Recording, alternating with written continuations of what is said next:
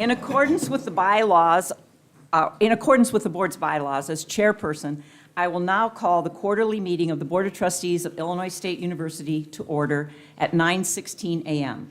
I note for the record that the notice of today's meeting was posted in accordance with the Illinois Open Meetings Act and that the public has been notified of the date, time, and location of this meeting. As included in the notice of the meeting, the university has provided a YouTube link that allows all interested persons to contemporaneously view the meeting and hear all discussion and votes. Trustee Tillis, please call the roll. Thank you, Chairperson Bowen. Trustee Bowen? Present. Trustee Jenkins? Present. Trustee Jones? Trustee Marminga? Present. Thank you. Present. I'm Trustee- sorry, this was Trustee Jones. I'm here. I didn't know if I was going to answer until later. Thank you, Trustee Jones. Trustee Marminga? Present. Trustee Navarro? Present. Trustee Russell? Present. And Trustee Tillis present. We have a quorum, Chairperson. Section 7 of the Open Meetings Act allows members to attend a public meeting by video or audio conference if they are prevented from physically attending the meeting because of 1, personal illness or disability, 2, employment purposes or the business of the public body, 3, for family or other emergency purposes. In advance of the meeting, Trustee Jones and Trustee Navarro notified me of their request to join by audio conference to attend and participate in today's meeting.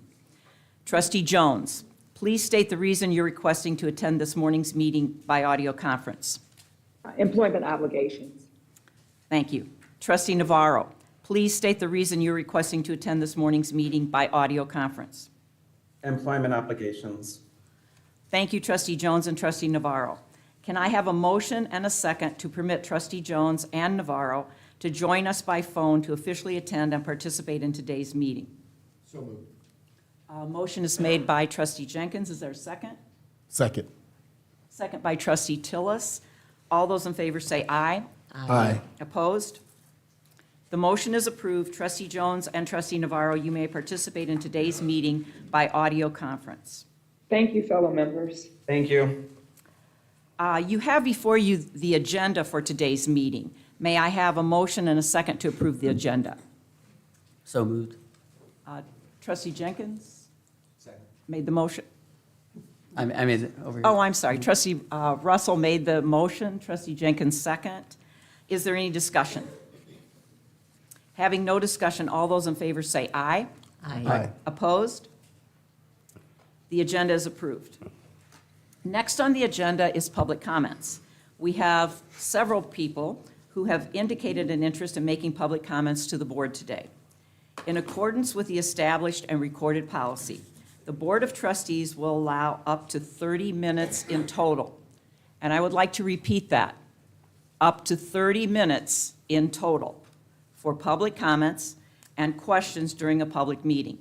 An individual speaker is permitted 5 minutes for his or her presentation. If 2 or more persons wish to speak on a single item, it's recommended that they choose 1 or more persons to speak for them. The Board of Trustees will accept copies of the speaker's presentations, questions, and other relevant written materials. If you have any written materials that you want to share with the trustees, you may send them to bot@ilstu.edu. When appropriate, the Board of Trustees will provide a response to a speaker's questions within a reasonable amount of time. And again, I just want to reiterate, it's a total of 30 minutes. Our first speaker, at this time, I would like to invite Erica Schneider to come up to the podium and proceed with your comments to the board.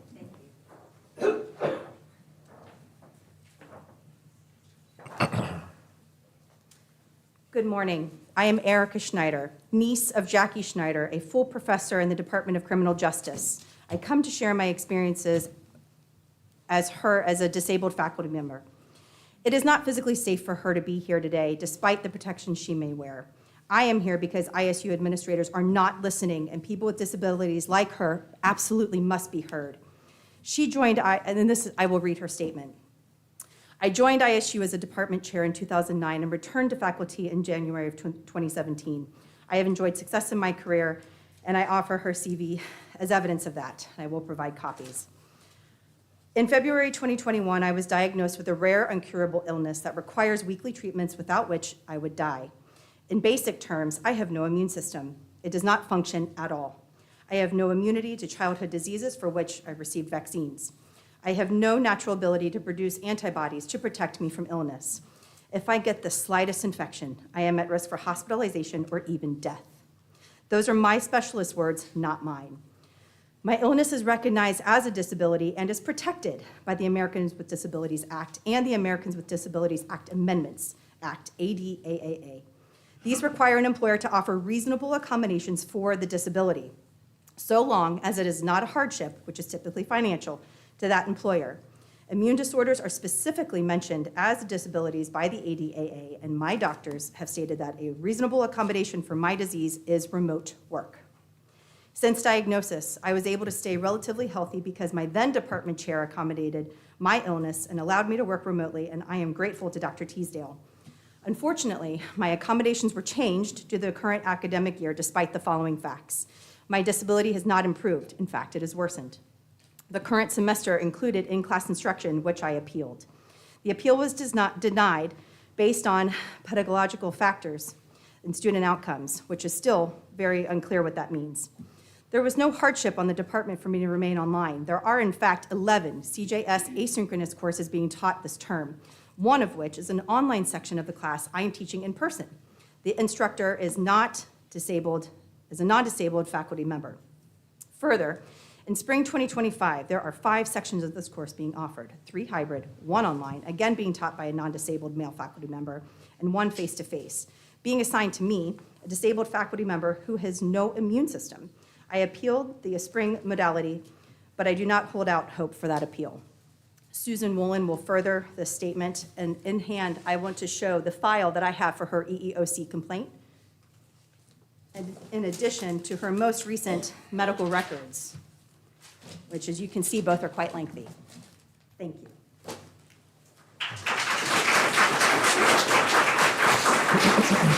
Thank you, Erica.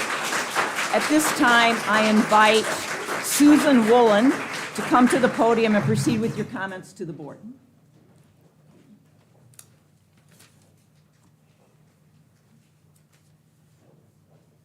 Good morning. My name is Dr. Susan Woolen. I am a friend and colleague of Dr. Jackie Schneider, and I will read the remaining part of her statement. Despite social distancing, mask, and surgical glove wearing on my part, I entered the extra-large classroom, their accommodation. After 2 class periods, I became seriously ill and was diagnosed with an antibiotic-resistant, uncommon, bacterial, respiratory infection that led to dangerously low white blood cell counts. My doctor signed me off on FMLA on August 26th and released me to work on September 30th with a restriction of remote work.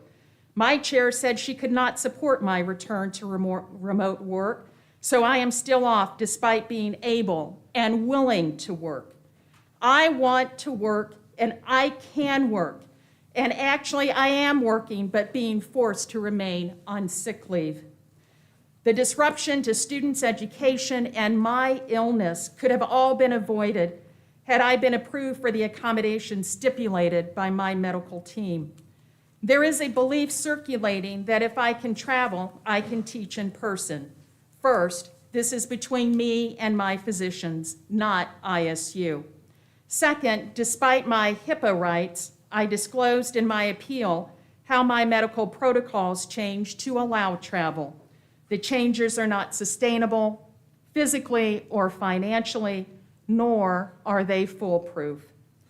I've been told that people in administration do not believe that I am sick or that I even have this illness. After all, if I had this illness, quote unquote, I'd have to live like a hermit.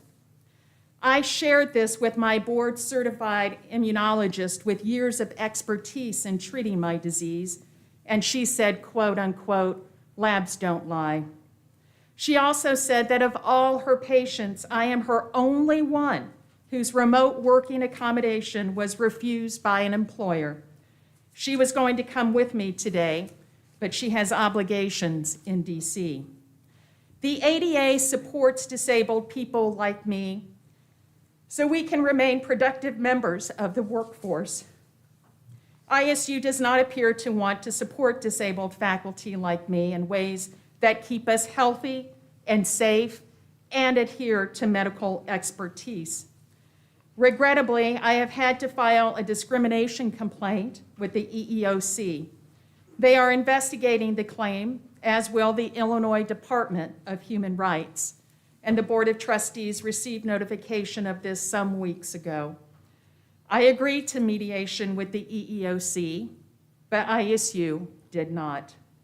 ISU has become an unfriendly place for faculty with unique needs, and in my case, are not providing an appropriate accommodation given my disease.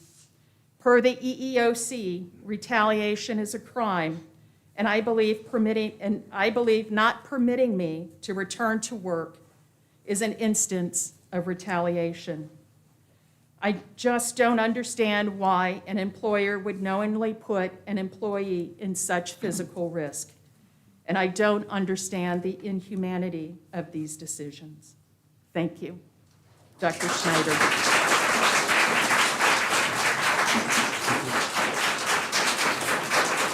Thank you, Dr. Woolen.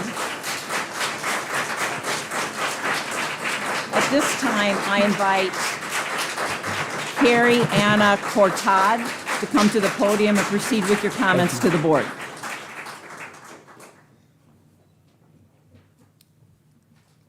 Carrie Anna Cortad.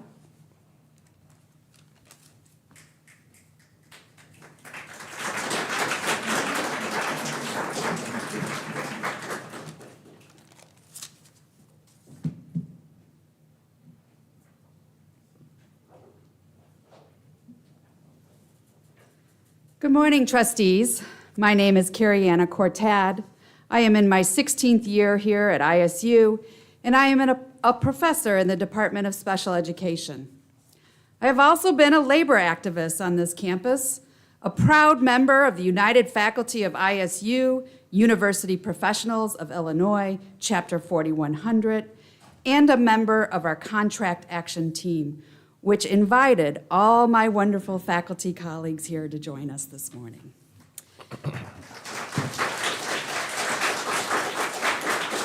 It may surprise you, as I know it will surprise my colleagues, that I bring a message of harmony and cooperation. We understand that public higher ed in Illinois is in trouble. Years of inadequate state support, along with enrollment decline, have weakened our Illinois siblings at Eastern and Northeastern universities, and it has brought Western Illinois almost to the breaking point. Thankfully, here at ISU, our enrollment is strong, our net position is strong, and our foundation accounts are strong. We recognize our university has been hurt by generational decline and financial support from the state government. Illinois hasn't adequately funded higher ed since 2015, and in 2023, the state appropriations amount to roughly 40 cents on the dollar compared to the early 80s. Springfield must do better by our institutions. On this, I think we can all agree. We can also agree that the education at ISU profoundly benefits our students, and that what we teach here drives growth and innovation across the county, the entire region, and the state, just as Illinois Senator Kaler declared at Wednesday's Academic Senate meeting. ISU is an institution providing a public good worth fighting for. And so for the past 2 years, United faculty members have trekked to Springfield to talk to our representatives about this public good and the need for adequate funding, not only for the university, but for also what our students need, including need-based scholarships like the MAP grant and unfunded mandates such as the special education waivers, as well as the greater provision for mental health services.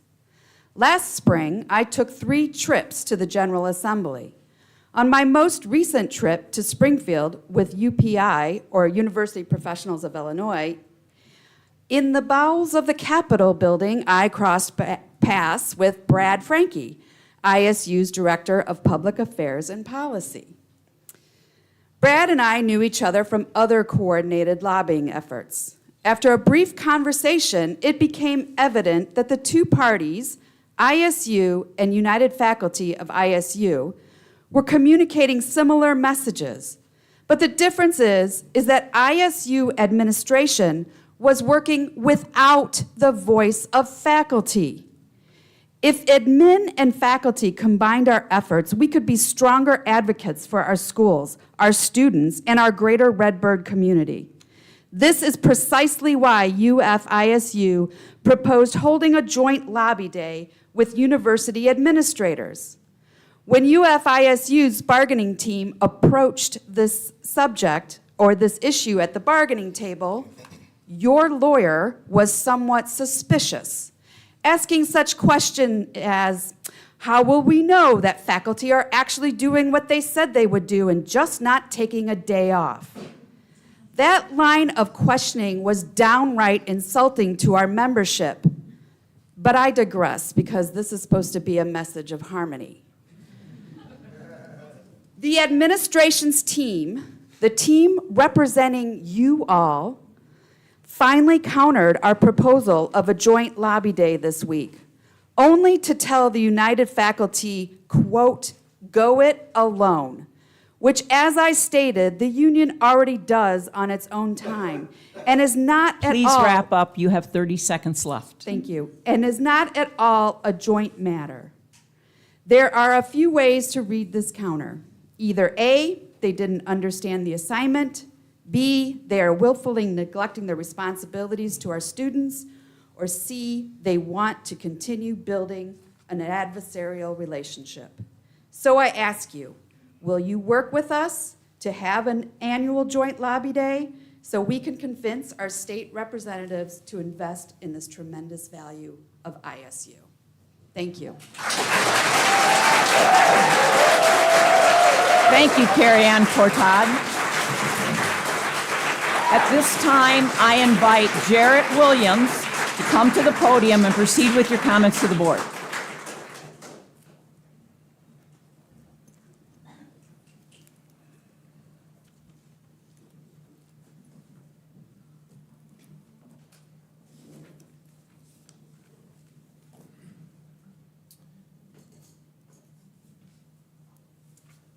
Good morning. My name is Jarrett Williams. I'm an assistant professor in the Department of Technology here at ISU. Although I've only held this rank for a few years, I'm proud to have called ISU my home for more than 20 years as both a former student and former non-tenure track faculty member. I truly am a proud Redbird. Unlike my colleague, Carrie Anna, I've not considered myself an activist. I became a member of UF-ISU because I felt the faculty union was the best vehicle to make sure the faculty voice was heard when important decisions regarding our work and our students' education were being made.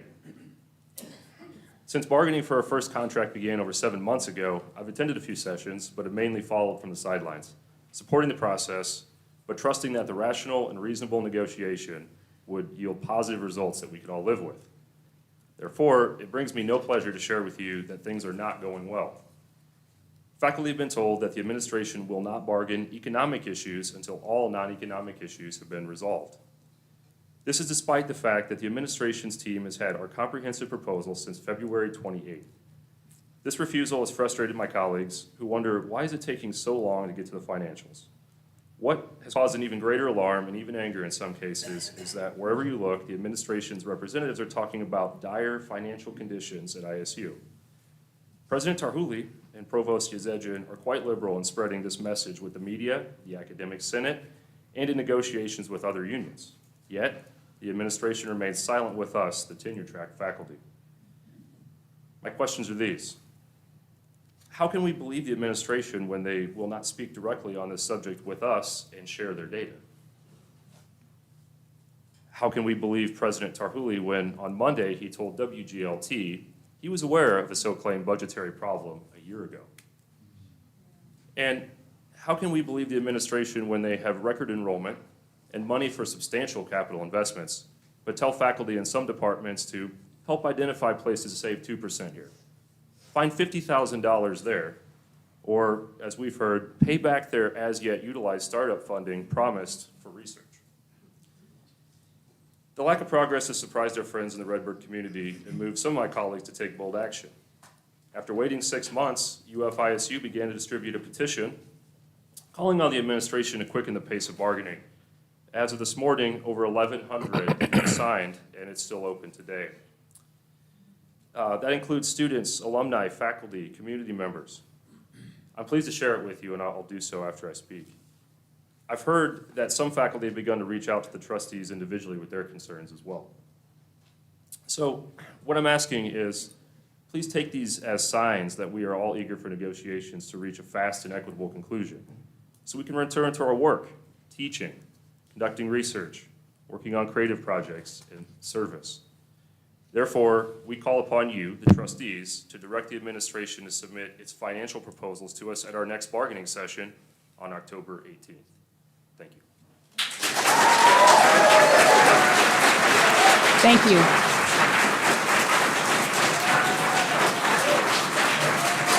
At this time, I invite Andrew Franson to come to the podium and proceed with your comments to the board.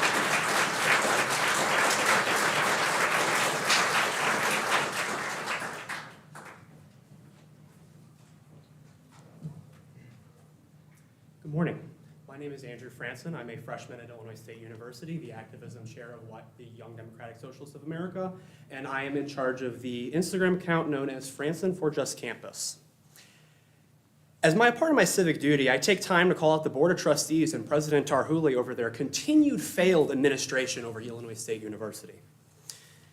You fail to advance bargains with United faculty. 8 to 9 months without a contract is ridiculous. You won't take any sort of economic proposal or put forth any sorts of economic counters, but you'll take out a loan for an inflatable dome, and you will know that there is a potential budget deficit a year in advance. Comrades in United faculty presented to Catherine Bone a petition signed by Illinois State University faculty, staff, and students, and community members. Bone proceeded to ignore that petition, and that's a shame. You continue to fail to bargain with the Illinois State University Education Association. Our non-tenured faculty are just as important as any other position on campus, yet again, you neglect to support them.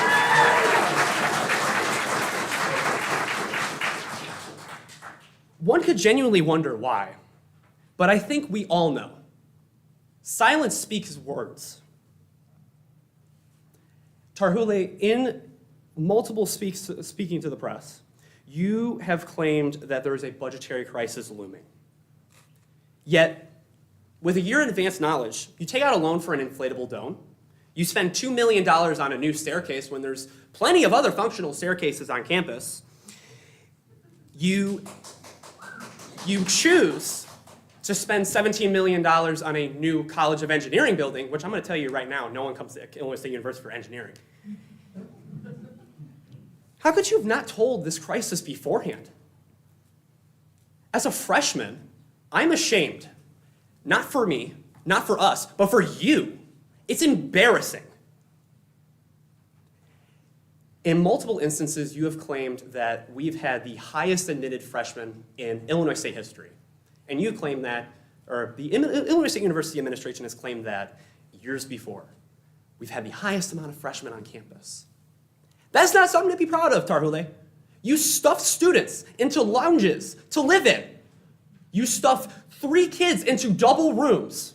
You stuffed 4 kids into triples. Use the same excuse that you've always used when bargaining with Illinois State faculty and staff. You can't afford it. And you loomingly judge on our faculty and staff and our students for standing against you. I hereby present the 5 principles on Hovey Hall that I came up with in my social media account. 1, that ISU is not a democracy. Hovey Hall does not include our voices. It does not include the voices of our unions. It does not include the voices of our students. And it surely doesn't include the voices of our community. It's intriguing how you can make so many decisions on behalf of us, yet most of them are borderline ridiculous. It is time for Hovey Hall to become transparent and accountable. It is time to acknowledge that, one, to the student trustee directly, half the student body doesn't know who you are. I didn't even know who you were. It is time for a mass movement for a just campus, and that we can work together for, with our faculty, with our staff, and with our students. We want a better campus. Together, we can do this. And of course, it is time for an end of the university monopoly on media. Of course, the debt, WGLT, TV10 are awesome services that provide decent, great coverage. However, what we do lack at Illinois State University is a media source that is democratically run. Solidarity forever with United Faculty, the Illinois State University Education Association, solidarity forever You have 30 with students seconds. Please for faculty finish up. in Palestine, students for justice in Palestine, and may you realize that in collective power, we will win. And if you won't fix it, we will. Thank you.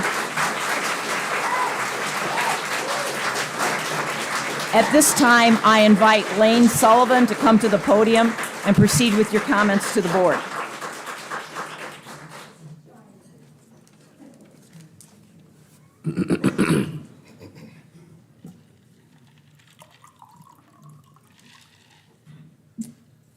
On October 1st, the Students for Justice in Palestine, SJP, at ISU published a Google form that contained the revised demands. The form allowed signees to endorse the stated calls for action of the SJP at ISU. The form was disseminated through word of mouth, social media, QR code shared on flyers this week. Within the 11 days the form was shared, there was 236 total endorsements, 42 from ISU employees, 15 from faculty.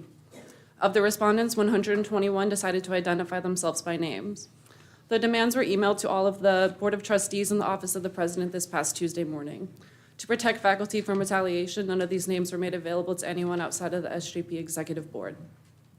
Today, I would like to speak more to our demand for divestment, specifically from Caterpillar.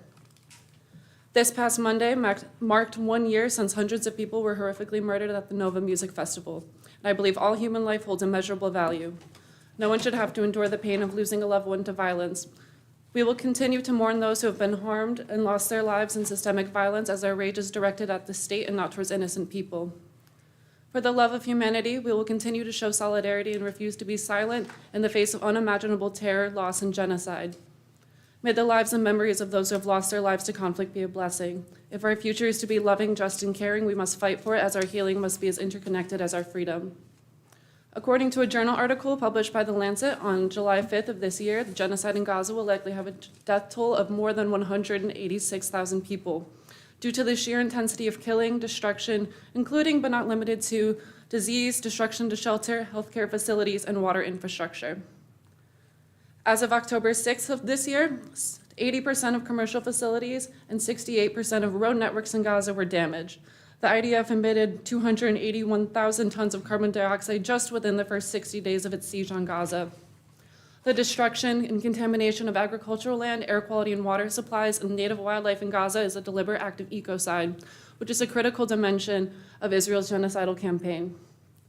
President Dr. Tarhouli, as a climatologist who has published research regarding promoting resiliency measures in the face of disaster caused by the climate crisis and water resource development, and as the president of a university that prides itself on its sustainability initiatives, I'm disappointed to see your lack of concern and action regarding ISU's financial partnerships and their role in enabling the mass degradation of the natural environment. There is no viable justification for continuing to partner and finance a company that capacitates one of the worst humanitarian crises of this century. It is unnerving that ISU has remained complicit in systemic attacks on education and the healthcare system and has continued to invest in companies that further enable the occupation, mass surveillance, apartheid, and genocide. It is well documented and transparent that Israel uses bulldozers manufactured by companies, including Caterpillar, to violate international humanitarian law. An email sent out by President Dr. Tarhouli on Monday, October 7th of this week said, and I quote, "I encourage all of us to unite and not deepen divides and to foster understanding and empathy." While I agree with the sentiment, caterpillars continued to capacitate the terrors of mass horrific scales, killing tens and thousands of innocent people and children, displacing over 1.9 million people, and decimating the natural environment and ancient relics of the Holy Land in Palestine, bulldozing the very essence of a nation, which is a theft of dignity and a future.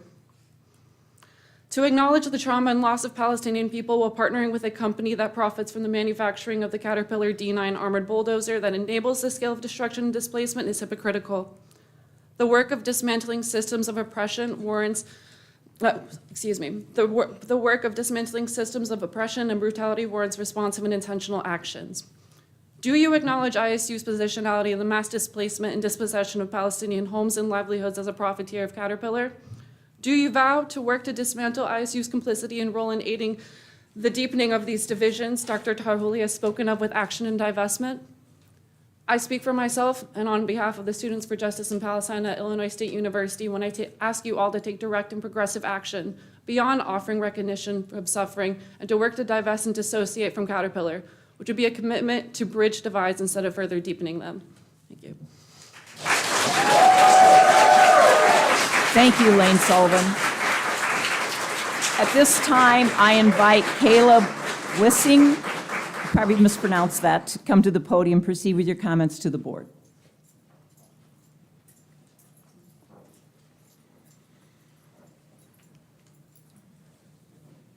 Good morning. My name is Caleb Wiesing.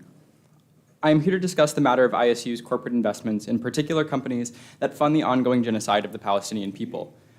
Siemens is a German tech conglomerate with footholds in many aspects of society. Siemens Smart Infrastructure provides security systems and fire alarms all around the globe.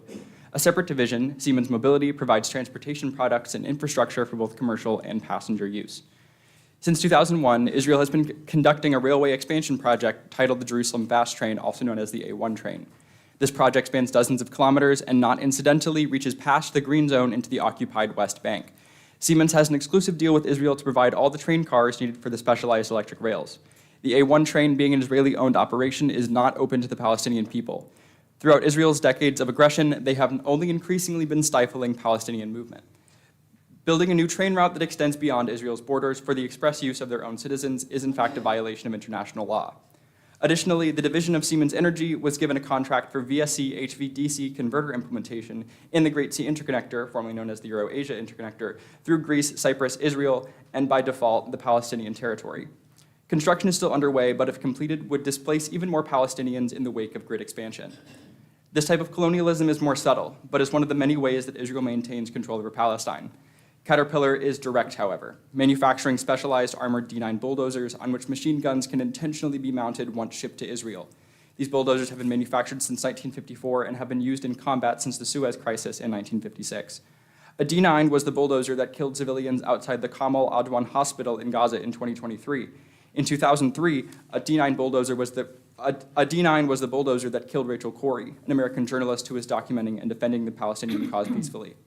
When ISU purchases through companies such as Siemens, which ISU spent at least $108,655 on through the course of the 2023-24 school year, you are sending a particular message to this community. You tell students that corporate loyalty is more important than human lives overseas, even though we have brought to your attention again and again how these companies are operating. This is but a symptom of a broader pattern in ISU's current administration.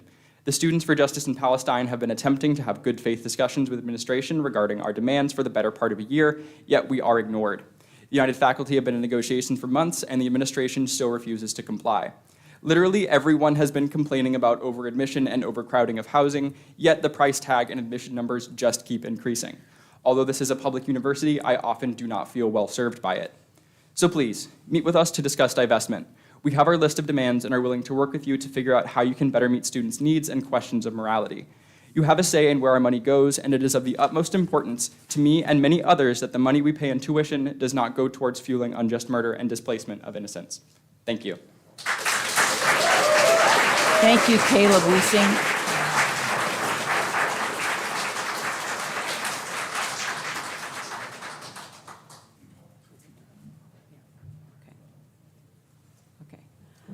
At this time, I invite Mike Bloomfield to come to the podium and proceed with your comments to the board. We have about 3 minutes. Cool. Hello, my name is Mike Bloomfield. I am a senior philosophy major here at ISU, and I'm also a tour guide, right? Which puts me at an odd position, right? Because I'm considered a public face of the university. I'm one of those faces that grants ISU that record-breaking enrollment. Wow, awesome. And on top of that, right, I also, like Tar Hule, wear many hats as the organizing chair of YDSA. And today I'd like to raise some concerns about LGBTQ safety on campus. During this school year, on August 28th, students received an emergency alert about a student riding a scooter near the Bone Student Center who was assaulted by 4 other students in a homophobic hate crime. A couple of days ago, right, we got updates from that crime alert saying that none of the suspects have been found. And queer students on campus have only been given the bare minimum, and barely that, with a crime alert and not a public statement from Tar Hule himself, nor the Board of Trustees. So the question that I want to raise here today is how many more queer students have to be assaulted before Tar Hule and the Board of Trustees speaks up and shows that they actually care? How many more queer students have to deny themselves medical care and also disclose their identity before Tar Hule and the board that's sitting right there, right in front of us, makes a public statement saying that they want an inclusive campus?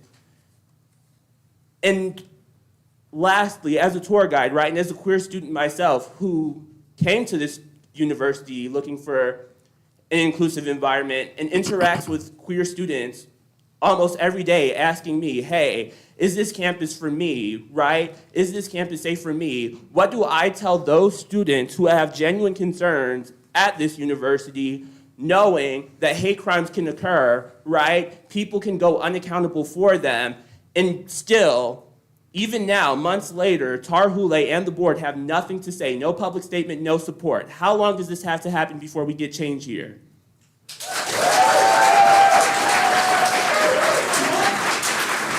Thank you, Mike Bloomfield.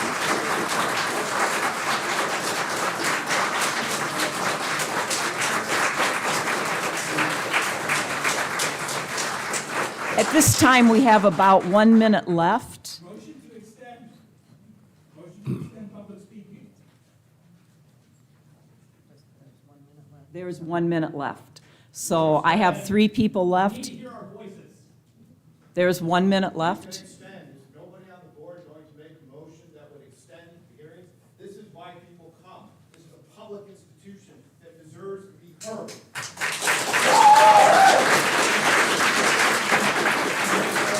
I would invite at this time Trish Gudeman, Kobe Blair, or Sarah Hall to come and give comments. They have about 1 minute. You claim to care about us, but you won't give her more than a minute. Listen to your students.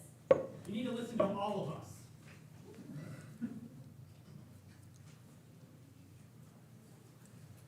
Shame on the board.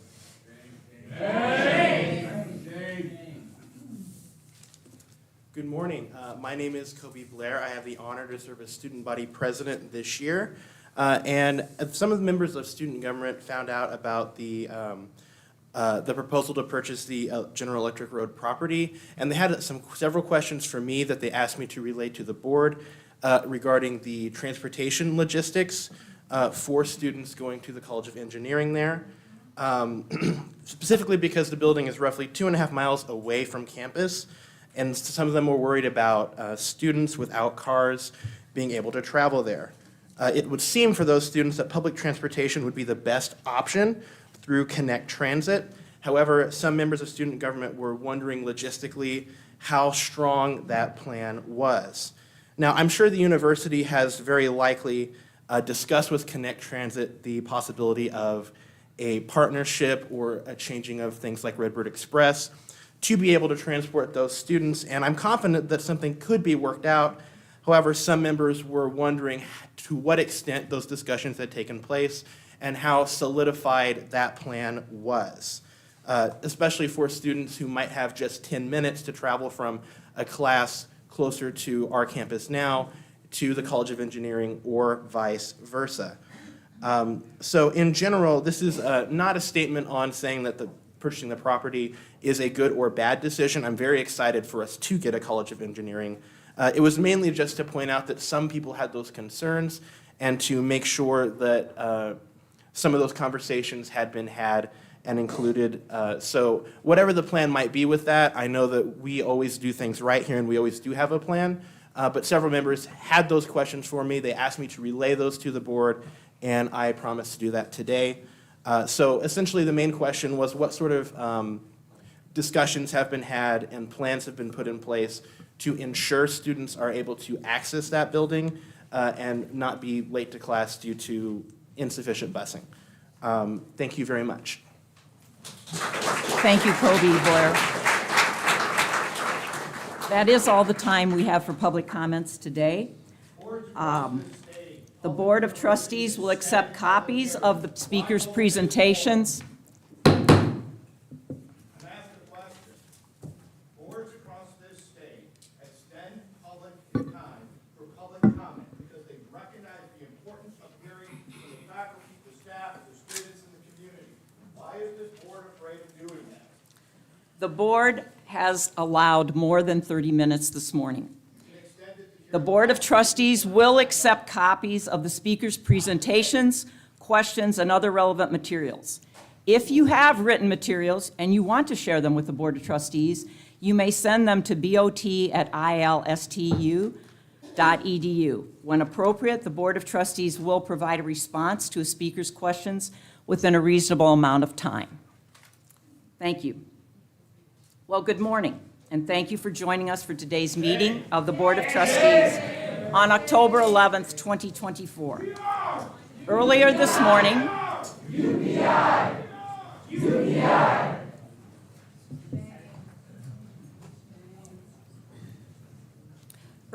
morning, the Campus Communication Committee hosted a highly informative discussion hour. I want to thank David Kirk, Director of Redbird Esports, for his presentation about Illinois State esports program and its many successes. Thank you for your team's innovative efforts in creating an engaging and highly competitive program. Since the board's last meeting, many of us have enjoyed attending family weekend and homecoming events. Each year, I am genuinely moved by the number of students, families, faculty, staff, alumni, and friends I see on campus and throughout the community. I want to thank our students, faculty, and staff who are involved in planning and implementing so many meaningful activities. Your efforts create opportunities for all of us to make lasting memories at Redbird Memories. I also want to acknowledge the efforts of the Illinois State University Police Department and our local police agencies in response to the pop-up party that occurred during the early mornings of September 29th. I want to echo the sentiments of President Tarhouli that the safety and security of our students, faculty, and staff and university community is the university's top priority, and that of the Board of Trustees. I look forward to learning more about the collaborative efforts of the university and the town of Normal regarding the safety and security of our campus and larger communities.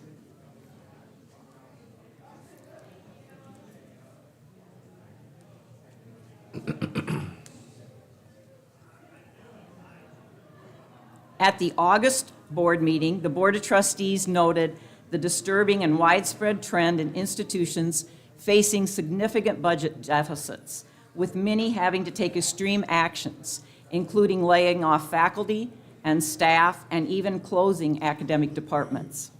The three-year forecast President Tarhouli and the administration has produced showed that sadly, Illinois State, too, would face a similar situation in the next few years if we did not take immediate action.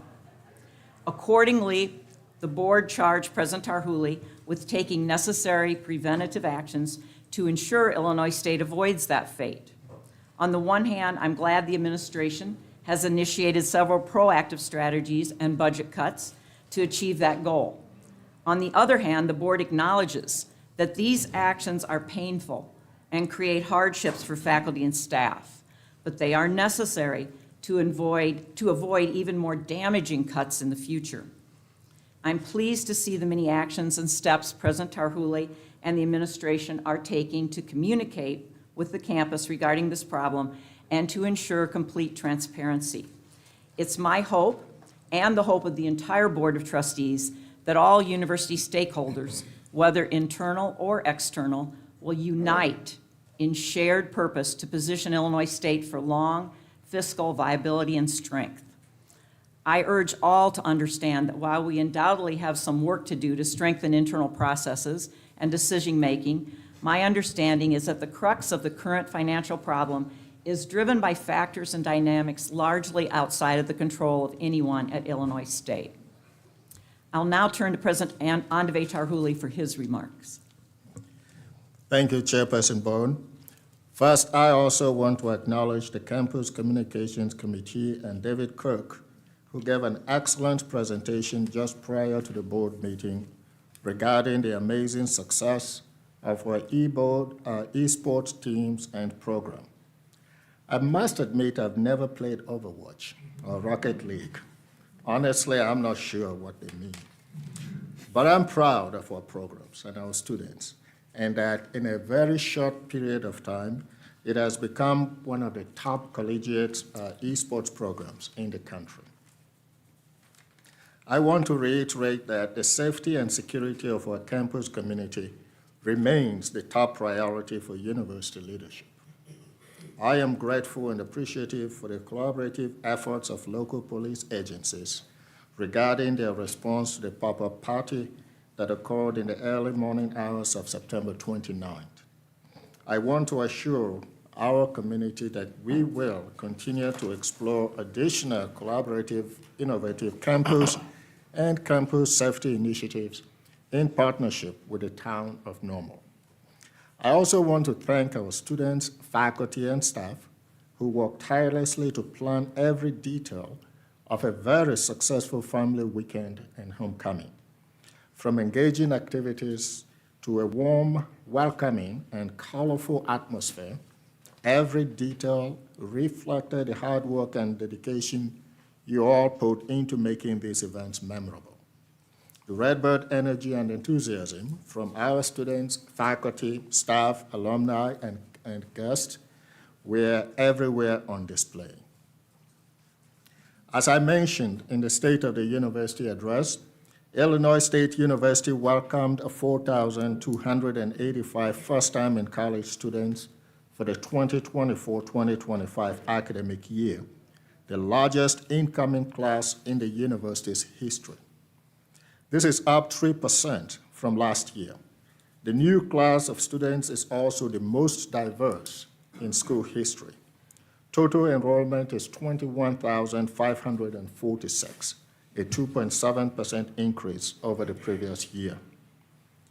The university's total students population includes 19,107 undergraduates and 2,439 graduate students. Official enrollment figures were computed after the 10th day of class. Illinois State students' body is also becoming more diverse.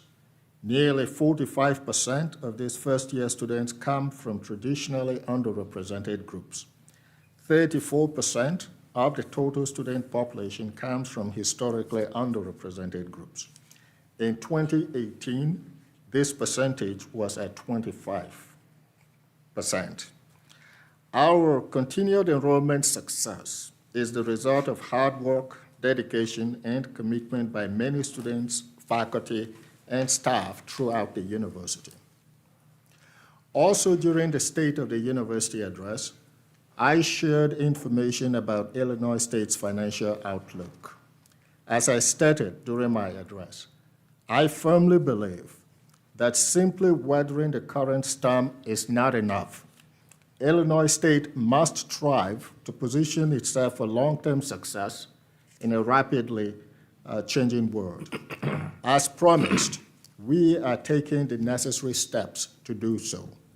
Since September 1, I have met with 13 campus leadership teams, including shared governance, to discuss Illinois State's paths to resilience, innovation, sustainability, and excellence, or RISE. Nominations have been received for representations on the RISE Task Force. The task force comprises 33 members, including 10 from the Division of Academic Affairs, 7 from Shared Governance Partners, 4 each from the Divisions of Student Affairs and Finance and Planning, 2 each from the Departments of Athletics, the Division of Advancement and Alumni Engagement, and the Office of the President, and 2 from the Chairs and Directors Council. We have made every effort to ensure that all constituents are represented and have a voice in the task force. In short, the task force will be charged with communication, transparency, and campus engagement as we embark on the next stages of RISE implementation. They will also work closely with an external consultant to review how past practices and decision-making processes have led us to this point. Finally, they will work with the consultants and the campus community to recommend changes necessary to ensure Illinois State's long-term fiscal viability, including recommending a new budget model. I want to thank Dr. Martha Hurst, Professor of Music Theory and Composition and Chair of the Academic Senate, and Amanda Hendricks, Interim Associate Vice President for Budget and Planning, for serving as task force chairpersons. I look forward to giving the task force its charge, hopefully as early as next week. More information about the task force and its membership will be shared with the campus community as soon as possible. Additionally, in the coming weeks, I will schedule RISE open forums where students, faculty, and staff will receive more information about the status of the higher education sector, Illinois State's financial outlook, next steps, and participate in a question and answer series. As you may know, artificial intelligence is considered one of the most disruptive technological advancements of our time and is expected to transform various industries, including higher education. Illinois State continues to explore innovative applications for artificial intelligence. A few notable initiatives include the steering team of the Committee for the Responsible Use of AI met throughout the summer months to plan for the upcoming academic year, and the full committee will reconvene this fall. Plans include gathering feedback on the draft statement of the responsible use of AI at Illinois State University from university stakeholders and developing faculty and staff communities of practice, or COP. COP will serve as collaborative learning environments where members can collectively investigate, experiment with, and implement generative AI technologies in their respective domains. We anticipate COPs will begin convening at the start of the spring semester. The scholarly teaching unit in the Center for Integrated Professional Development has created a slate of evidence-informed resources for the campus community to use to support teaching in the age of generative AI pages. Highlights include recommended syllabus language, guidance on AI detectors, a Gen AI decision tree for planning assignments or courses, and a scale of AI usage levels to help instructors clearly communicate their expectations regarding AI use to their students. Additionally, there are exciting developments within the College of Engineering. In addition to the resolutions to be considered today, the college recently welcomed its first set of tenure-track faculty members and just received a $2.4 million software donation from Simio. Simio is Simulation AI software platform. On October 30th, the college will host an industry-sponsored event, Builder Stage. This event will bring 3 well-known YouTube engineering creators to campus.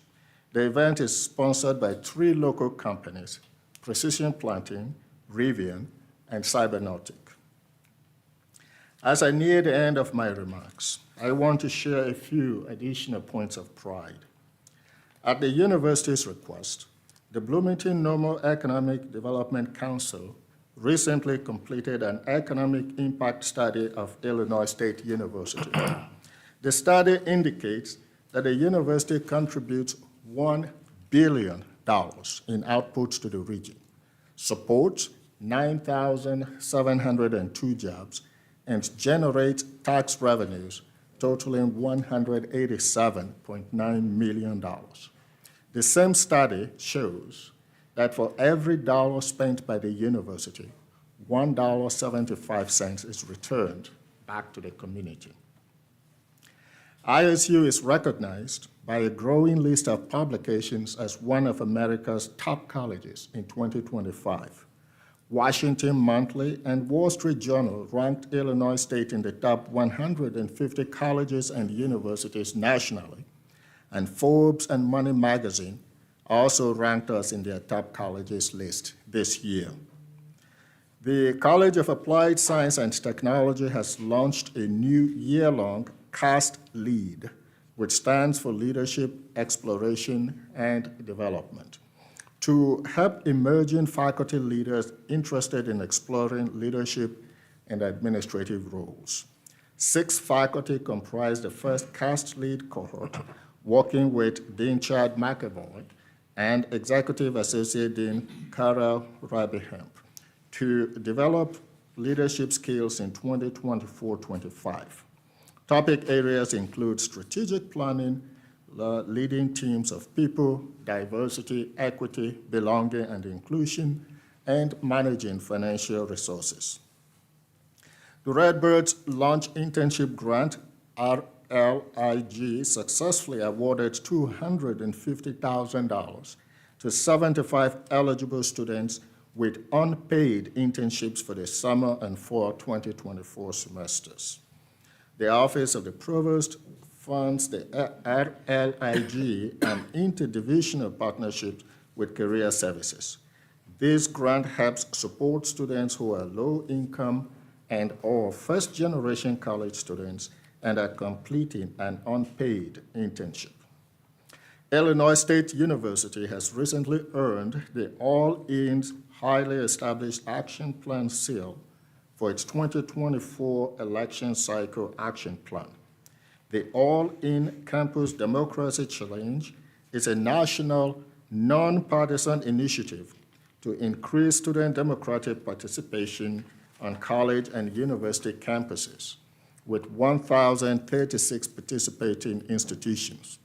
Illinois State is one of 192 institutions that has earned the Highly Established Action Plan seal, recognizing campuses leading the way with innovative strategies to increase democratic engagement on their campus.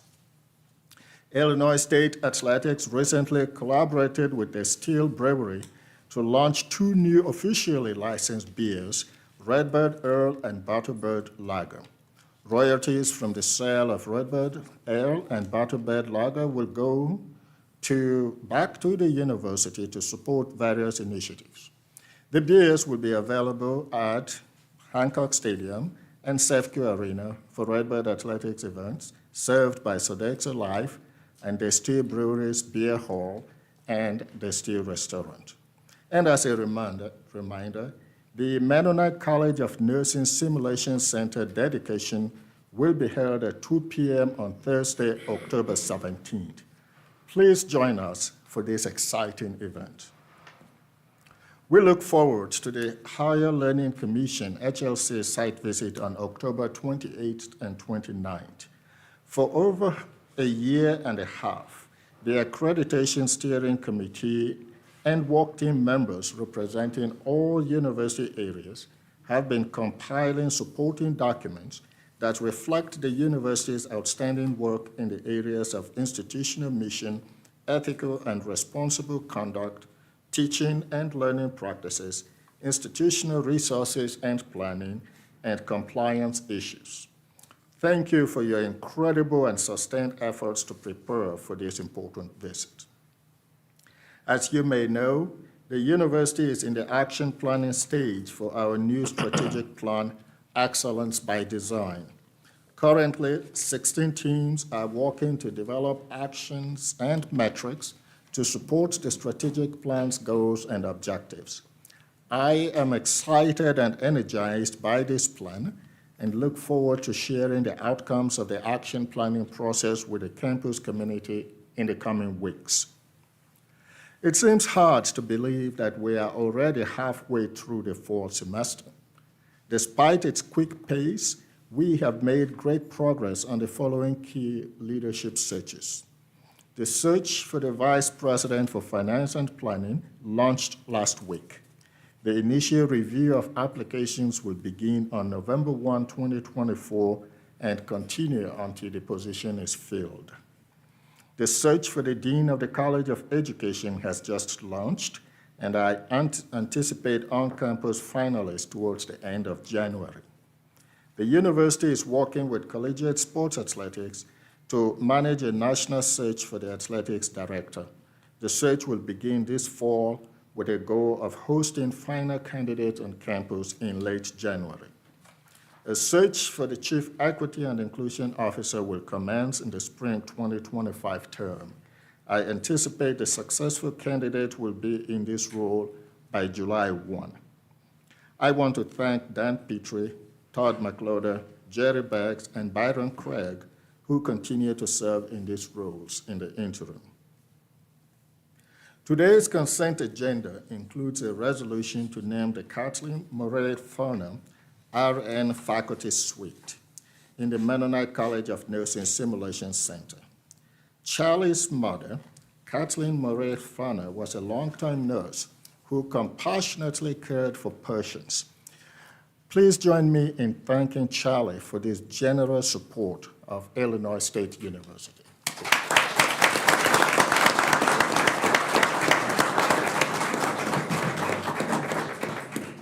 Finally, as we approach the presidential election on November 5, I urge you to live into the university's core value of community and civic engagement by exercising your right to vote.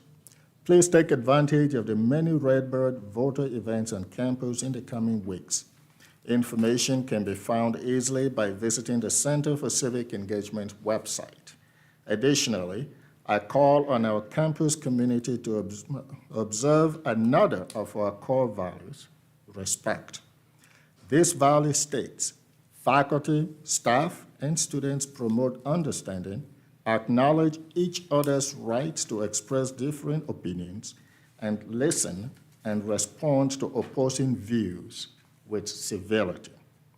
As we enter this election season, let's not forget that although we may not all share the same political views, we are all members of this diverse and inclusive Redbird community. And that concludes my remarks. I would now like to call on today's spokesperson for the Campus Communication Committee, Dr. John McHale, Professor of Communication. Dr. McHale is filling in for Dr. Martha Hurst, who cannot be with us today. Again, it's an honor and a privilege to be able to speak on behalf of the Academic Senate and the University Communication Committee as a professor in the School of Communication. I am grateful for this opportunity.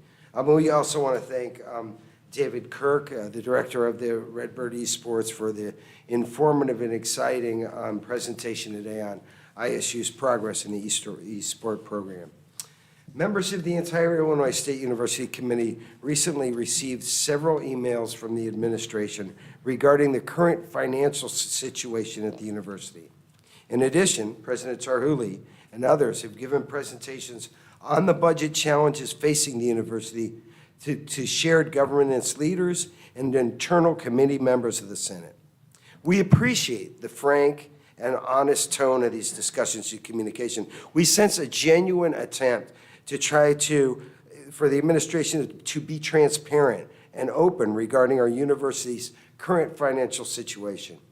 This is a difficult message for the community to hear and process.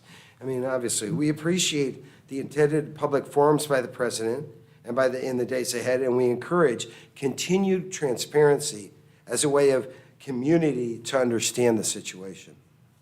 President Tarhouli's communication regarding the financial situation at the university also stated there would be no annual raises for most employees. We acknowledge that raises would exacerbate the financial situation in the university, but not providing those raises for staff and faculty make it extremely difficult for us to try to keep up with the increases in the cost of living. Providing no raises cannot be a long-term solution. Pay increases must be part of a long-term plan to maintain a healthy organization. So we encourage the university leadership to consider other cost-saving measures so that the future of ISU will be able to maintain an excellent workforce. In addition to receiving difficult news regarding the budget, members of the Campus Communication Committee are shocked regarding the recent crimes committed near the university by people attending so-called pop-up parties. Although no university students were injured, the close proximity of the pop-up parties to the university leave the members of the committee asking a lot of questions about what can be done to ensure our safety. We want to hear more about how ISU police are collaborating with local law enforcement to ensure the safety of our community. This concern for safety stems as well from the incident that occurred on August 24th that was investigated as a hate crime initially. Finally, we suggest that more diverse, engaging, and safe opportunities for student entertainment on weekends such as that weekend be provided. The Campus Communication Committee recognizes that this is a difficult letter in a troubling semester, but we remain positive about the future of Illinois' oldest, highest education institution, and we thank the administration and the Board of Trustees for their continued leadership. Thank you very much. Thank you, John. I invite Bride Franke, Director of Public Affairs and Policy, to the podium for a brief legislative update. Good morning, and thank you, Chairperson Bone, President Tarhule, and members of the board.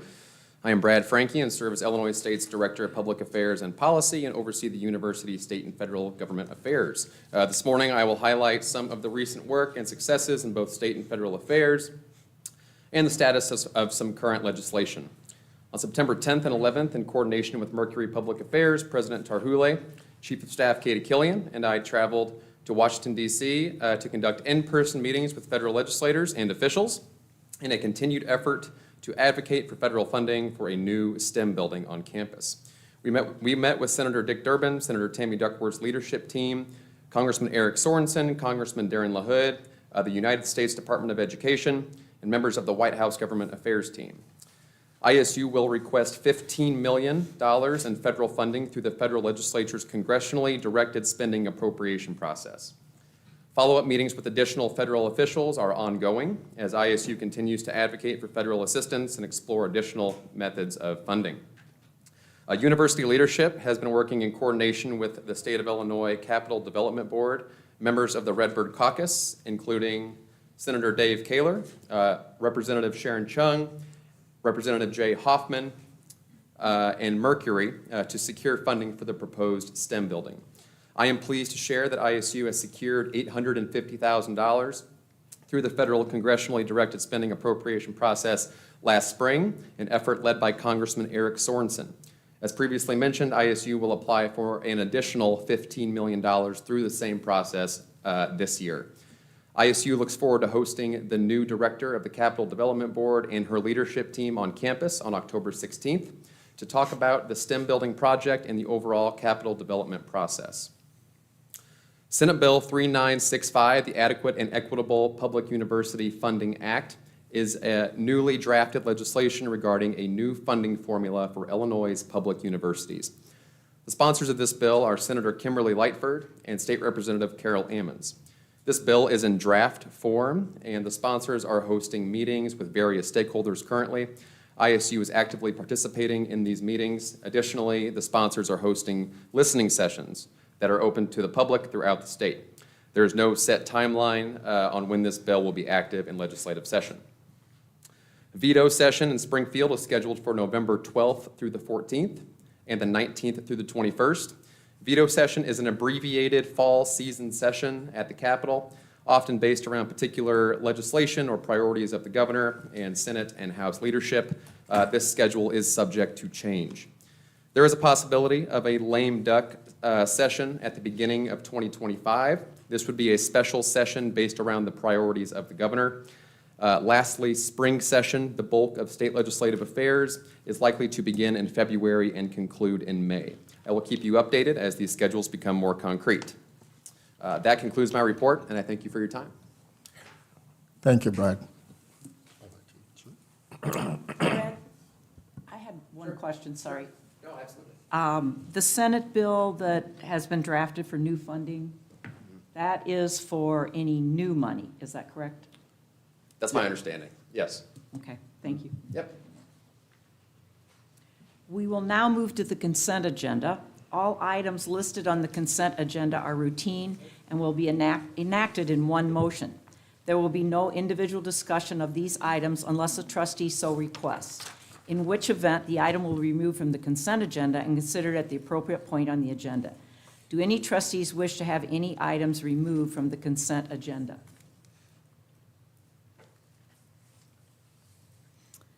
If not, or hearing none, may I have a motion and a second to approve the consent agenda, items A through D? I so move. Trustee Navarro made the motion. Is there a second? Second. Trustee Russell, second. Is there any discussion? All those in favor of the resolution, please say aye. Aye. Aye. Aye. Opposed? Items included in the consent agenda are approved. Thank you. There is one report today, the Promotions, Tenure, and Sabbatical Leave Report, which was included in your board materials. The Promotions, Tenure, and Sabbatical Leave Report provides information about promotion, tenure, and sabbatical personnel decisions that take effect in the fiscal year 2025 and are completed in the fall and spring of 2024. The report outlines the application and review process for promotion, tenure, and sabbaticals. Also provided are summary data on this year's applications, rank distributions over the past decade for tenured faculty, and list of the fiscal year 2025 changes in status. Are there questions or comments from the board about this report? Trustee Jenkins. Yeah, President Terhuli, am I reading the data right, that the percent of full-time faculty by tenure status, that like 55% of our full-time faculty have tenure? Is that an accurate interpretation of the Let me invite the Provost and Vice President for Academic Affairs to confirm.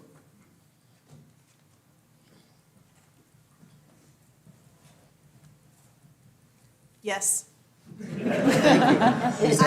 I can explain a little bit more, too. You'll see that unlike other institutions that have a ratio of much higher non-tenure track faculty to tenure track faculty, not only is 55% of our faculty tenured, but an additional percentage is probationary faculty that are the assistant professors, and about 20-something% are the other category, which is faculty associates at the lab schools and non-tenured faculty members. And quick follow-up, Madam Chair? Yes, please. Trustee Jenkins. Thank you, excellent information. And of our peers that we would identify as our peers, are we in line with those? Are we above them? Or are we below them in the marketplace? Our percentage of tenured track faculty is higher. Okay, thank you. Are there any other comments or questions?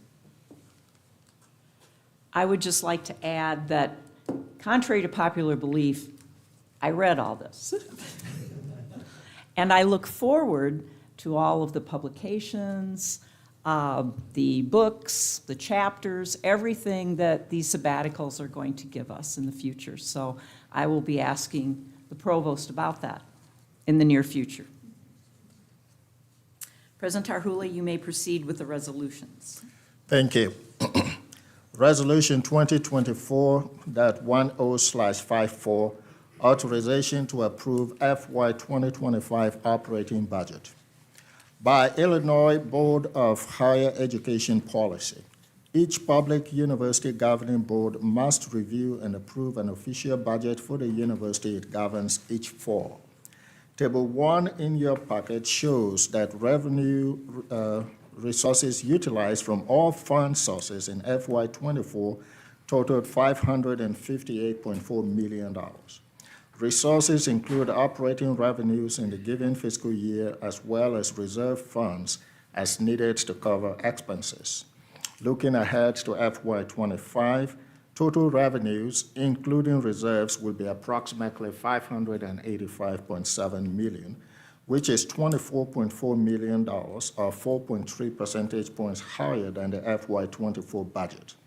Illinois State expects to spend $194 million in FY25 on the activities associated with its core functions of instruction, research, and public service, representing 33% of the estimated total university expenditures. Most of these funds are derived from general revenue appropriations or university income fund. Another $28.7 million is expected to be spent on activities directly supporting those core functions, referred to in Table 3 as academic support. The largest allocation within this function is for the operation of Milner Library, but it also includes educational and administrative functions. $99.8 million, which is $26 million higher than last year, is estimated to be spent on operations and maintenance and includes the cost of utilities, custodial and grounds maintenance, fire protection and security, transportation and space rental, as well as the university's planned capital projects. Deferred maintenance of facilities will continue to be addressed as funds allow. The university's accumulated backlog of maintenance required to bring all campus facilities up to top working condition is estimated at $400 million, with $225 million needed for state-supported facilities and $175 million for bond revenue facilities. The university continues to allocate its resources to its highest priorities and supports the initiatives outlined in the strategic plan. I ask for your approval of this resolution. May I have a motion and a second to approve this resolution? So moved. Trustee Jenkins made the motion. Is there a second? Second. Second by Trustee Merminga. Is there any discussion? All those in favor of the resolution, please say aye. Aye. Opposed? The resolution is approved. Thank you. Resolution 2024.10/55, authorization to approve FY 2026 appropriated budget request, operating and capital. Each year at this time, the university must ask the board to approve its appropriated funds operating budget request and its capital appropriation request to the Illinois Board of Higher Education for the next fiscal year. For FY 2026, Illinois State University requests an appropriation increase of $20 million, or 25% over the FY 2025 operating appropriation of $79.8 million. The capital projects for which funding is requested for FY 26 are instrumental in addressing the goals and priorities articulated in the university's strategic plan, Excellence by Design, as well as the recommendations in the Master Plan 2010 to 2030, looking to the future. These projects are important to enhancing a healthy, safe, and environmentally sustainable campus, and to ensuring the university has the fiscal infrastructure necessary for excellence in instruction, research, and service in the 21st century. The university's request for state funds for capital improvements in FY 26 is $653.4 million, including $613 million for 7 major capital improvement projects and $40.4 million for capital renewal projects. I ask for your approval for this resolution. May I have a motion and a second to approve the resolution? So moved. Trustee Tillis made the motion. Is there a second? Second. Trustee Russell seconded the motion. Is there any discussion? All those in favor of the resolution, please say aye. Aye. Aye. Opposed? The resolution is approved. Thank you. Resolution 2024.10/56, authorization for consulting services for cost of education and resource allocation agreement. To meet the university's long-term needs, a consulting firm will be engaged to perform a comprehensive review of ISU's financial planning and strategic budget processes. This review will enhance the university's operating effectiveness by creating a new and improved budgeting and resource allocation process. The new budgeting process will improve understanding of the cost of education, promote collaboration across units, and provide better multi-year financial planning. This new budgeting process will allow for better resource allocation across the university.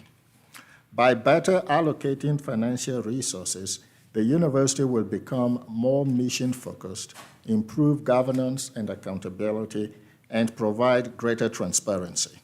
Furthermore, the new financial processes will enhance communication, flexibility, and planning efforts for the university's long-term strategic efforts. Upon completion of the consulting engagement, additional integrated software is likely to be required. Once that determination is made, additional financial resources and resolutions may be presented to the board for review and approval. The university seeks approval to enter a contract with a third-party consulting firm at a total cost not to exceed $1 million, paid for by general revenue, bond revenue, and auxiliary facilities systems funds. I ask for your approval for this resolution. May I have a motion and a second to approve the resolution? So moved, Trustee Jones. Trustee Jones made the motion. Is there a second? Second. Second by Trustee Merminga. Is there any discussion? Trustee Jenkins. Yeah, I would just like to thank President Terhuli and the leadership team. It is really, really difficult. It's a difficult test in leadership to call down fire on your own organization from an outside party.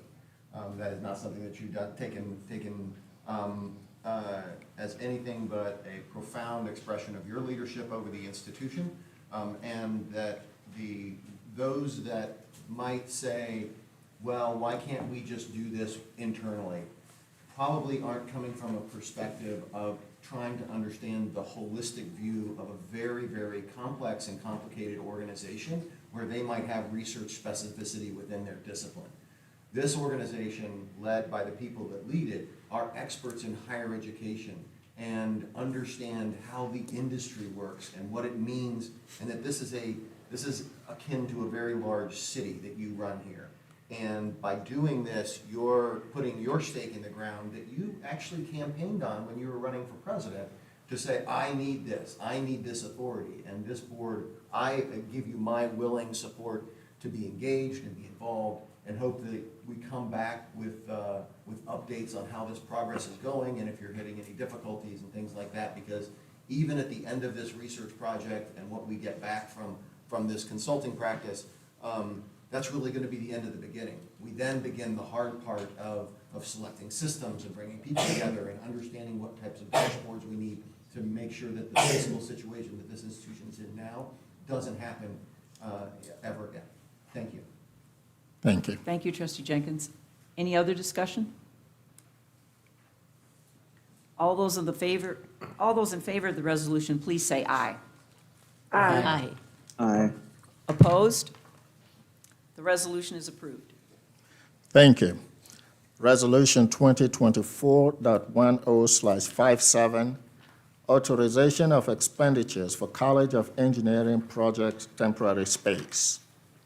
In May 2021, the Board of Trustees approved 3 new units of instruction in engineering: a College of Engineering, a Department of Electrical Engineering, and a Department of Mechanical Engineering. In fall 2025, the first engineering cohort, student cohort, will be on campus. Since the engineering building will not be open until the fall of 2026, the university is seeking authorization for funds to modify space in Williams Hall as a temporary space for these students.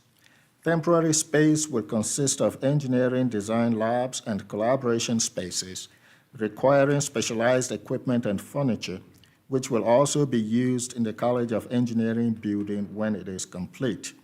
Minor electrical, power, and data modifications will also be required to support the lab equipment. The source of funds is general revenue reserves financed through tax-exempt COPS debt, which is not to exceed $750,000. I ask for your approval for this resolution. May I have a motion and a second to approve the resolution? So moved. Trustee Jenkins made the motion. Is there a second?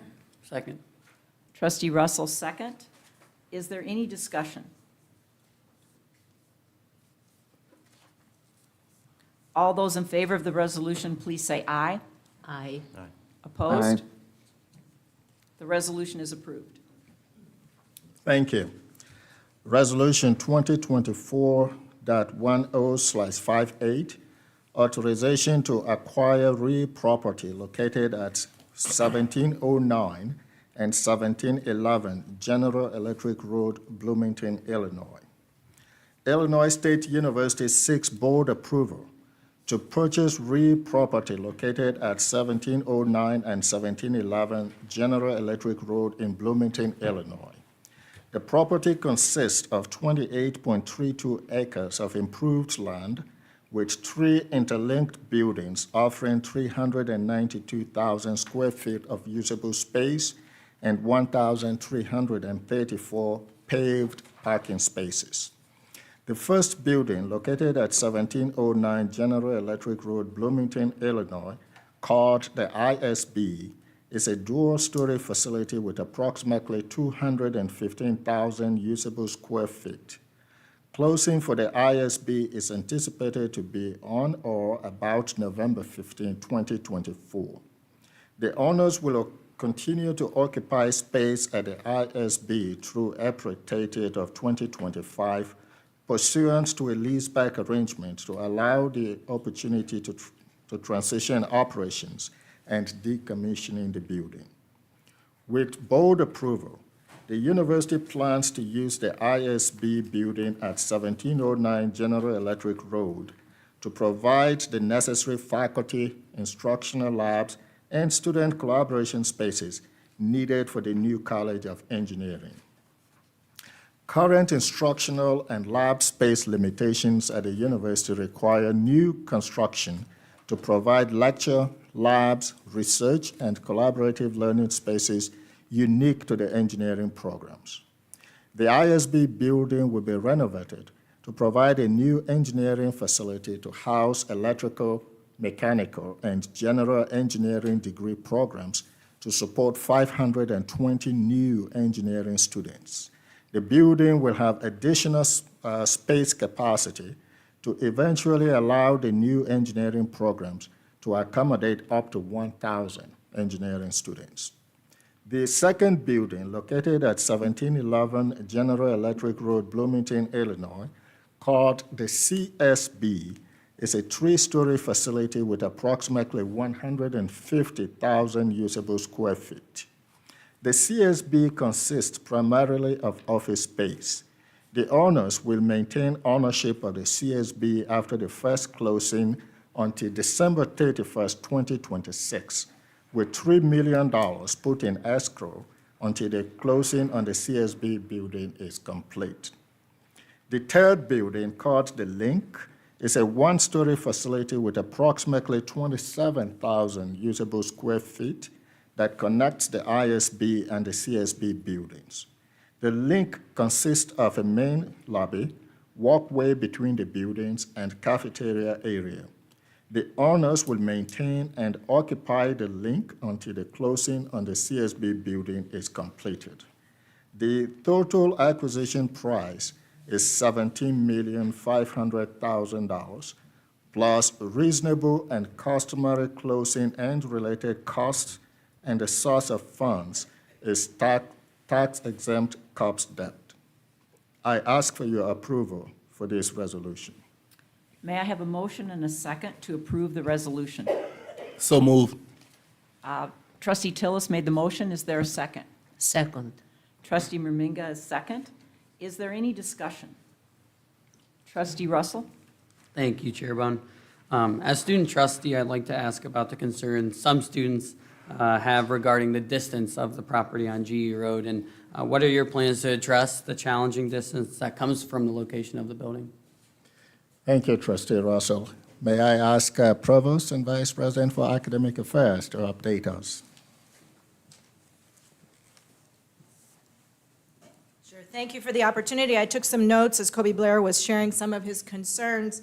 I will start by saying that when I arrived at Illinois State University, I was located in Turner Hall, so I'm well aware of how much time it takes to get across campus. So the question is, can students get from GE Road to their buildings on campus in 10 minutes? The answer is no, but they also probably would be unable to do that if the facility was still located at John Green.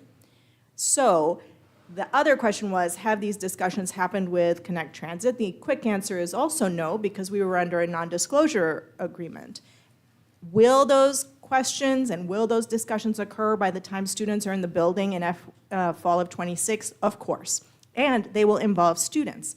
So one of the nice things about this is that from the very beginning, the plan was to open the building the second year when we had students on campus. So we'll have the benefit of having engineering students on campus for a year who will be able to participate in those discussions, who will be able to think about how they maneuver across campus, across town. The other thing is we're not going to be inventing this from scratch. There are many other universities across the country that have buildings that are not located in the main area of campus. In fact, our dean went to visit another university in the Midwest where their engineering building is about 5 miles away. They've already figured out how to transport students from one place to the other, and we will, learn from their mistakes and learn from their successes. The other thing that I would say is one other challenge that we have on campus, even for students on campus right now, is issues with block scheduling. And this is where we really are going to have to collaborate across academic units to ensure that academic units are scheduling their classes during the scheduled blocks that we have for students. If we do that, that'll also help this situation. And of course, that involves the work of our academic advisors as well in collaboration across disciplines and departments to make sure that that we're not creating our schedules in such a way that a student has to be back on campus in 10 minutes. So it's going to be really a systematic approach to ensuring that students can take the classes that they need in the buildings that they need to do so. Finally, the other thing I would add is I understand that change is difficult because students right now are imagining what would my life be like. But these are going to be new students to campus who won't have known any different, right? And so their experience as an engineering student at Illinois State University is that they'll take some classes in one building and some classes in another. And as a university, of course, we're going to commit to ensuring that they're going to be able to get across campus and across town. Thank you. Thank you. Is there any other discussion? Trustee Jenkins. Yeah, so the one question I have, and hopefully, I know you all have thought about this, is that, and it's really one of those things, a question for the community, and I think it's emerged, is that how does the community of Illinois State hold two things in their head? The one thing is, hey, we've got a structural financial deficit, and then the other thing is, hey, we need to expend, $17 million to buy this property. I know you all have thought about that, but can someone kind of maybe square that so that people watching and people engaged in this process understand, okay, how does this work? Thank you so much, Trustee Jenkins. Indeed, this is one of the challenges of communicating both a very complex budget and also a very complex circumstance. In very simple terms, I think the way I would describe this for everyone is we are taking out a mortgage to buy a building. Nobody, if you want to buy a house, well, maybe I shouldn't say nobody, but most of us don't have enough money in our accounts to go buy a house. You take out a mortgage and you pay for that building over time. And while you're taking out that mortgage, you still owe money on your credit card. You may owe money on other accounts that you have, but that doesn't stop you, from taking out a mortgage to find a place where you are going to live. So that's essentially what we're doing. And in fact, the next resolution I'm going to read asks for the permission. If you all allow us to buy this building, then the next step is the permission to then take out the mortgage to pay for this building. So the two are not connected. The budget deficits that we're talking about is a cash flow problem. It's strictly the difference between revenues and expenses in any given year.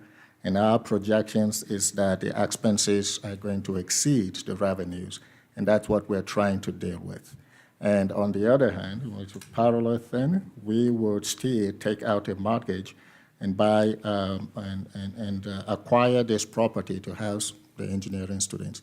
Let me quickly make one more point. As I have said on several different occasions, when you're facing a deficit, you don't necessarily have to be in a bunker mentality. We are not saying Illinois State will not spend money on anything. We are taking a very strategic approach, which means even as we try to save money and cut costs in some areas, it is absolutely essential that we continue to invest and identify those areas that will support the university in the long term.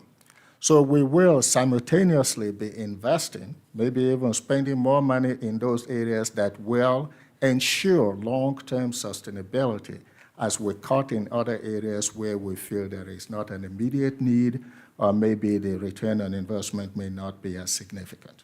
So that is the strategy that we are employing. I do admit that for people who have not walked through the numbers and the complexity of the issues, it can come across as mixed messaging or contradictory. But I want to assure the board and all community members this is something we have analyzed very thoroughly in great detail, not just with the university leadership, but with financial consultants who have helped us think through how we are going to manage this. Is there any other discussion or questions? I would just like to ask also, we had been looking at the John Green facility, and my understanding is if we were to move forward with the John Green facility, that would house approximately 520 students. Is that correct? That is correct. One of the main attractions of what we're doing here is that if we went ahead and developed John Green, that building, engineers have told us, at maximum capacity will have 520 students. That means if the college is successful, at 520, we will not be able to expand anymore.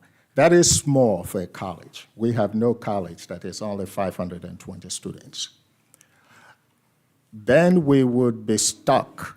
In order for the college to continue to grow, we would have to build a second building next to the John Green building, which we have estimated will cost $150 million in order to bring in 1,000 more students. We would have no money and no ability to build that building. We would be stuck waiting on the state to help us build that building. The record of the state in building these facilities is not very good. The money we got for the College of Fine Arts project renovation was approved in 2009. We still have not done that renovation 16 years later. So waiting on the state to get funding for the second phase of the College of Engineering is not a good idea. The current project and the current facility makes it unnecessary to wait for the state. The college is big, the space is big enough that we will no longer have to wait on the state for a second $150 million building if the college is successful. So in the long term, this facility saves Illinois State at least $150 million.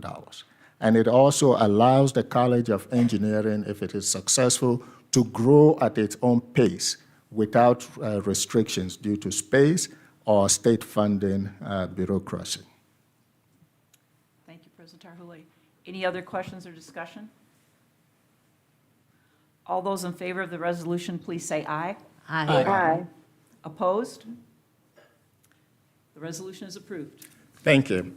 I'd like to note that the building was acquired from Country Financial, and we have two representatives of Country Financial here, Carl Bridges, who is the Senior Vice President and Chief Risk Officer, and also Jennifer McDade from Public Relations and Corporate Social Responsibility.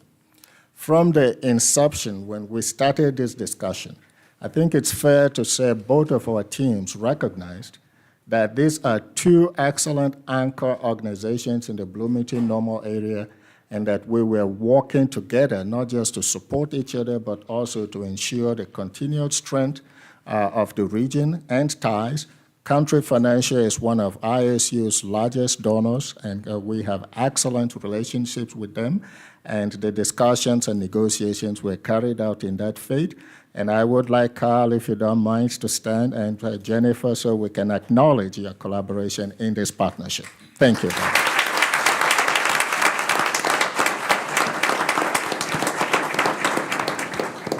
Thank you. Resolution 2024.10/59, authorization of expenditures for College of Engineering project pre-construction services. In preparation for the new College of Engineering, the university must outfit appropriate academic space. The College of Engineering project plan will be conducted in two phases. The first phase is to accommodate up to 520 new engineering students. The recommended location for phase one implementation is the property at 1709 General Electric Road in Bloomington, Illinois. Phase two implementation will include the cost of renovating additional space within the property at 1709 General Electric Road to accommodate up to 1,000 students. This resolution requests the Board of Trustees to authorize expenditures not to exceed $4.5 million for all necessary College of Engineering Phase 1 pre-construction services for a project to plan, design, and produce the required documents for the renovation of the property at 1709 General Electric Road, and direct the university administration to establish a budget and appoint architects and engineers and other necessary project consultants. The source of funding is general revenue reserves financed through tax-exempt corpse debt. I ask for your approval for this resolution. May I have a motion and a second to approve this resolution? So moved. Trustee Russell made the motion. Is there a second? Second. Trustee Tillis, second. Is there any discussion? All those in favor of the resolution, please say aye. Aye. Opposed? The resolution is approved. Thank you. Resolution 2024.10/60, authorization to issue certificates of participation series 2024. In addition to the authority provided to the Board of Trustees by the State of Illinois to issue revenue bonds for the construction and operation of auxiliary facilities, the Illinois State University Law 110 ILCS 675/20-1 etc. provides the board with the authority to issue certificates of participation to finance or refinance other capital improvements. These certificates of participation evidence payments under an installment purchase agreement and are limited to a maximum 30-year term. The installment payments made under an installment purchase agreement are payable both from state appropriated funds and from budgeted legally available funds of the board derived from sources other than state appropriations on an annual basis. The certificates of participation, capital improvement projects, Series 2024, will be issued in an aggregate principal amount not to exceed $82 million to fund the total project cost associated with the School of Engineering construction project approved by the Board of Trustees at the May 7, 2021 meeting, additional academic building projects, e.g. Milner Library elevator repairs, file hall roof replacement, and renovation of the former fire station on Adelaide Drive, and to refund the certificates of participation capital improvement projects Series 2014A-2. The portion of the issuance of the 2024 certificates used to finance the improvements will result in annual payments that are not expected to exceed $4 million, depending on the final interest rate secured at closing. Issuance of the 2024 certificates to refinance the prior improvements will decrease annual debt service payments as a result of the lower interest rates currently available in the market. The funding source includes general revenue funds, foundation funds from private donors, and federal grant funds. I ask for your approval of this resolution. May I have a motion and a second to approve this resolution? So moved. Trustee Jenkins made the motion. Is there a second? Second. Trustee Russell, second. Is there any discussion? All those in favor of the resolution, please say aye.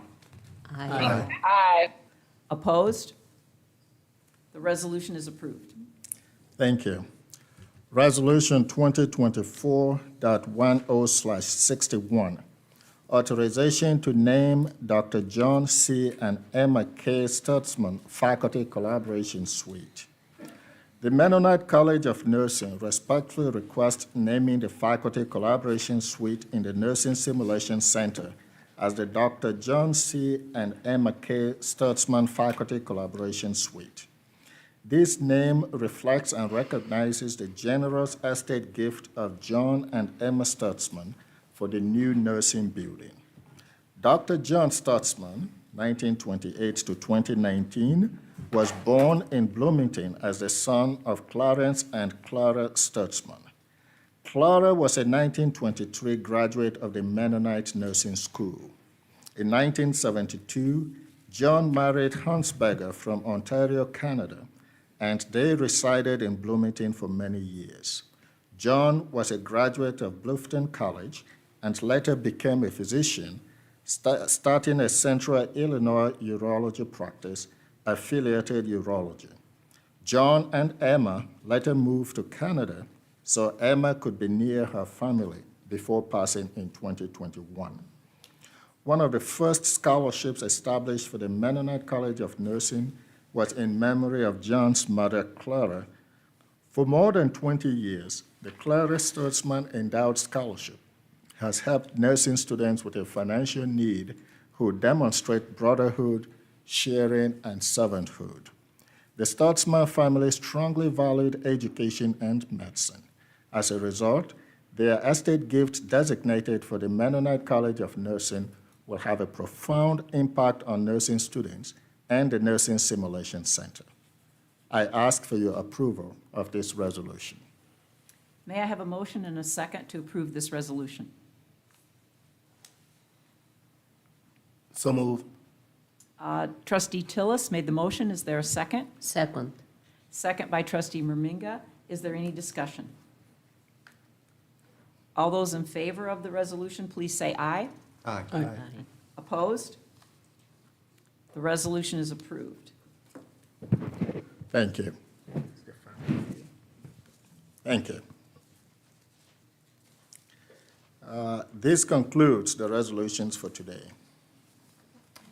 Thank you. I would now entertain a motion to move into closed session for the purpose of discussing collective negotiating bargaining matters between the public body and its employees or their representatives pursuant to 5 ILCS 120/3C2, to discuss litigation that's been filed and is pending before a court or administrative tribunal pursuant to 5 ILCS 120/2C, and for the purpose of discussing minutes of meetings lawfully closed under the Illinois Open Meeting Act pursuant to 5 ILCS 120/2C21.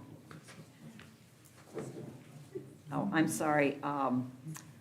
The pending before a court of administrative tribunal pursuant to 5 ILCS 120/2C11. I forgot that part. May I have a motion and a second to move into closed session? So move. Trustee Tillis made the motion. Is there a second? Second. Second by Trustee Russell. Is there any discussion? Hearing no discussion, will Trustee Tillis please call for a roll call vote? Thank you, Chairperson Bone. Trustee Bone? Yes. Trustee Jenkins? Yes. Trustee Jones? Yes. Trustee Maminka? Yes. Trustee Navarro? Trustee Navarro? Yes, to leave. He's not on the call right now. Trustee Russell? Yes. Trustee Tillis? Yeah.